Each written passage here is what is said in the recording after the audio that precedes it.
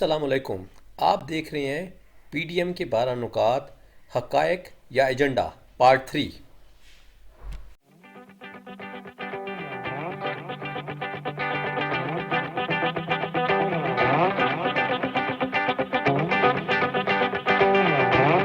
Media کی آزادی اظہار کی آزادی اور اس کا تحفظ، یہ بھی ایک اچھا چلے سوال ہے، بالکل ہے، لیکن بات یہ ہے کہ آزادی اظہار چیز کی حد تک رہنی چاہیے اور آزادی اظہار کو آزادی دل آزاری نہیں ہونا چاہیے۔ دیکھیں، ایک تھوڑی سی ڈفرینسیشن ہونی چاہیے۔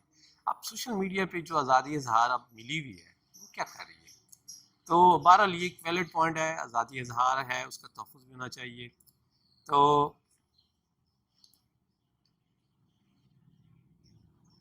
فرقہ واریت اور دہشت گردی کے خاتمے کے حوالے سے national action plan, national action plan بنا ہوا ہے فرقہ واریت اور دہشت گردی دونوں ہی۔ یہ مضر قاتل ہیں اس ملک کی سماج کے لیے، اس ملک کی لوگوں کی مذہبی آزادی کے لیے اور اس لوگوں کے بنیادی آزادیوں کے لیے اور بنیادی حقوق کے حوالے سے۔ تو اس پہ بالکل نیشنل ایکشن پلان پہ بغیر کسی روک اس پہ بغیر کسی ڈسکریمنیشن کے اس پہ عمل درآمد ہونا چاہیے۔ بے روزگاری، غربت اور انفلیشن کی کمی کے لیے ایمرجنسی اقتصادی پلان، جی بالکل صحیح ہے، یہ بات بھی بالکل صحیح ہے، کیونکہ پچھلے مطلب 2 سالوں میں جو ہے یہ باتیں ہوئیں، لیکن اس سے پیچھے بھی جا کے دیکھنے کی ضرورت ہے کہ جو معاملات گڑبڑ ہوئے وہ ایک دم نہیں ہوئے، اور ویسے بھی کووڈ کی وجہ سے تو گورنمنٹ کے پاس ایک بڑا انسٹرومنٹ ایک یوز کر رہی ہے احساس کے حوالے سے۔ احساس میں فردر موڈیفیکیشن کی ضرورت ہے۔ مطلب میری تجویز ہے، اس پہ بڑی آپ لوگوں سے بھی میں بلکہ اس میں رائے چاہوں گا کہ ہمارے یہاں زکوٰۃ جو ہے لوگ بینکوں کے سسٹم میں کاٹی جاتی ہے، مجھے نہیں پتہ وہ کیسے تقسیم کی جاتی ہے، لیکن لوگ انڈیویجول لیول پہ زکوٰۃ دیتے ہیں۔ ماشاءاللہ کراچی میں سب سے زیادہ زکوٰۃ دی جاتی ہے۔ اچھا، چیریٹیبل آرگنائزیشن ہے پاکستان میں، بہت اچھے طریقے سے کام کر رہی ہیں۔ سیلانی ٹرسٹ ہے، ماشاءاللہ بڑا نام ہے۔ اخوت کا جو کہ اگرچہ ایک مائکرو فنانس بینک ہے، لیکن اخوت نے کافی جہتوں میں کام کیا ہے۔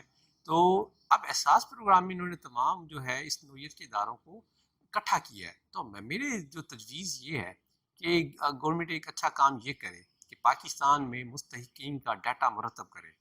اس کو اگرچہ تھوڑا ٹائم لگ جائے گا تاکہ تو اوورہال کہ پاکستان میں کتنے لوگ مستحق ہیں، کتنے لوگ ہیں جن کی آمدنی کی کیپیسٹی یہ ہے۔ تو اب زکوٰۃ جو ہے وہ انڈیویجول لیول پہ دینے کی بجائے وہ ایک سینٹرل پول میں جائے، اور اس سینٹرل پول کے ذریعے تو اس میں یہ ہوگا کہ وہ سب لوگوں تک بھی ملے گی۔ اس میں ہوتا یہ ہے کہ ایک آدمی ایک جگہ سے بھی زکوٰۃ لے رہا ہوتا ہے، کسی ایک فرد سے دوسرے فرد سے بھی لے رہا ہوتا ہے۔ جب اداریاتی بیسس پہ جائے گا، ایک ڈیٹا بیس کے ذریعے سے جائے گا، تو پھر وہ پتہ لگے گا اس بندے تک کتنی امداد جا رہی ہے۔ تو یقیناً طور پہ اس میں جو سماجی خدمات کے شعبے ہیں وہ بھی وسیع ہوں گے، لوگوں کی معاشی حالت بھی بہتر ہوگی، اور اس سے الٹیمیٹلی جو اکنامک سرگرمیاں ہیں ان کو بھی فروغ ملے گا۔ اس کے علاوہ آخری نقطہ یہ ہے کہ آئین کی جو اسلامی دفعات ہیں ان کا نفاذ اور ان کا تحفظ، بالکل یہ بھی صحیح پوائنٹ ہے۔ اصل میں یہ باقی تو دیکھا جائے تو یہ آلریڈی چیزیں ہیں، ان پہ ہو بھی رہا ہے، ان میں زیادہ اصل جو 3-4 نقطے ہیں، مطلب آئین کی بالادستی اور اس کا نفاذ، ٹھیک ہے جی، پارلیمنٹ کی خود مختاری اور اس کا بالادست ہونا، ٹھیک ہے، اسٹیبلشمنٹ کا اور سیاسی مطلب جو ہیں حساس ادارے ان کا سیاسی معاملات میں مداخلت، اور میڈیا کی آزادی، عدلیہ کی آزادی، اور آزاد منصفانہ اور مطلب الیکشن کمیشن کا قیام، اور یہ بنیادی طور پہ یہ ایک پیکیج ہے۔ اسی طرح صوبوں کے حقوق اور 18ویں ترمیم، یہ اب پی ڈی ایم یہ کس سے چیز چاہتی ہے، یہ کون کرے گا آگے؟ اگر وہ کہتی حکومت چلی جائے، چلیں فرض کریں حکومت کو چلتا کر دیتے، تو آئین کی کیا بالادستی رہ جائے گی یہاں؟ اچھا چلیں آئین کی اچھا چلیں یہ ہو گیا، آپ کہتے جی ہم جلد سے نکال کر رہے ہیں، چلیں کریں، اچھی بات ہے، آپ کا آئینی حق ہے، کریں، آپ اپنے لوگوں کو اویئرنیس دیں۔ آپ کہتے جی ہم لانگ مارچ کریں گے۔ بھائی لانگ مارچوں نے پہلے کیا کر لیا جو آپ کرنے جائیں گے؟ خان صاحب 126 دن بیٹھ کے کیا کر آئے تھے جو آپ کر لیں گے؟ دیکھیے لانگ مارچ سے آج تک پاکستان میں کوئی حکومت گیری ہے؟ لانگ مارچ سے یاد آتا ہے کہ اب ہم مسئلہ یہ ہے کہ اب لوگوں کی عمریں کافی ہو، بہت ساری ہماری ینگ جنریشن ہے جو پچھلے 25-30 سال میں، اب 25-30 سال کی جو سیاست ہے وہ شاید ان کے اب ذہنوں میں نہیں ہے۔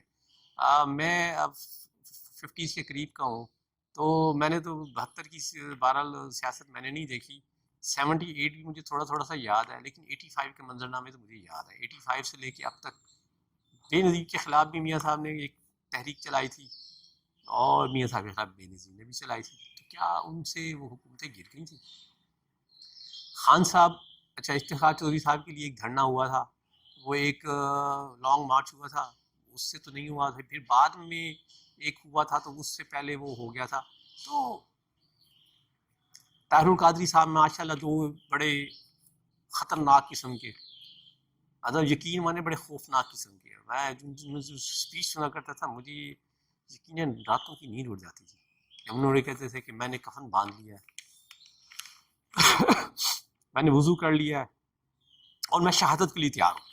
شہید کا کفن نہیں ہوتا اور شہید کو نہلایا نہیں جاتا، اور جب ان کی عوام اور ان کے پیروکار رونا شروع کرتے تھے تو کیا مولانا فضل الرحمان کے پیروکار ایسے ہیں؟ کیا بے نظیر کی پارٹی میں ایسے کارکن ہیں؟ کیا میاں صاحب کے ایسے دیوانے ہیں کہ میاں صاحب کہیں کہ سر بکف نکلو اور وہ نکل آئیں گے؟ اس سے کیا کون سی حکومت گر جائے گی؟